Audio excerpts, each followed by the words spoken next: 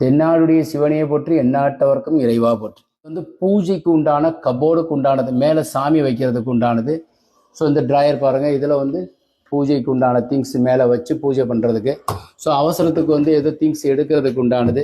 So இதுவும் அதே மாதிரி ஒரு ட்ராயர். கீழே இன்னொரு ட்ராயர் இருக்குது, அடியன் உட்காந்துருக்கிறதுனால இது திறக்க முடியல. அப்புறம் இங்கிட்டு ஒரு கபோர்டு இருக்குது இதே மாதிரி. இப்போ வந்து இதில் வந்து நம்ம என்ன பார்க்க போகிறோம்னா, இதிலெல்லாம் லைட்டிங் ப்ரொவிஷன் இருக்குது.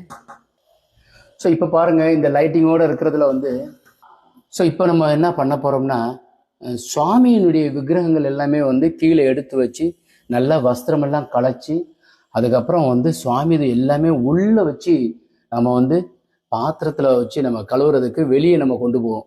இதில் நம்ம வந்து இப்படியே கொடுத்துருக்குறோம்.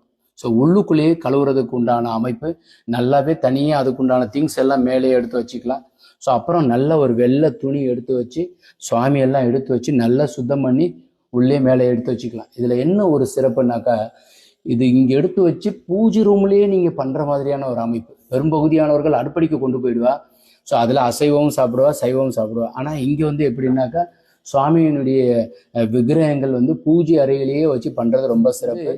மகாலெட்டுன்னு சொல்லிட்டு ஒரு பகுதி மதுரையில் இருக்குது, அங்கே பண்ணியிருக்கேன். இங்கே இது மாதிரி புதுசாக வந்து கன்ஸ்ட்ரக்ஷன் பண்ணுறவாளுக்கு எல்லாமே வந்து இது மாதிரி அமைப்பு பண்ணுறோம். நீங்களும் வந்து இது மாதிரி பூஜை ரூமுக்குள்ளேயே குட்டியாக வந்து ஒரு வாஷ் பேஷன் வாய்ப்பு இருந்தால், அல்லது ஒரு சின்ன சிங்கை வச்சுக்கிட்டா இன்னும் கொஞ்சம் ரொம்ப சிறப்பு. இந்த வீடியோ பிடித்திருந்தால் லைக், ஷேர் பண்ணுங்கள், கமெண்ட் பண்ணுங்கள், சப்ஸ்கிரைப் செய்து வைங்க. வணக்கம் ஃப்ரெண்ட்ஸ்.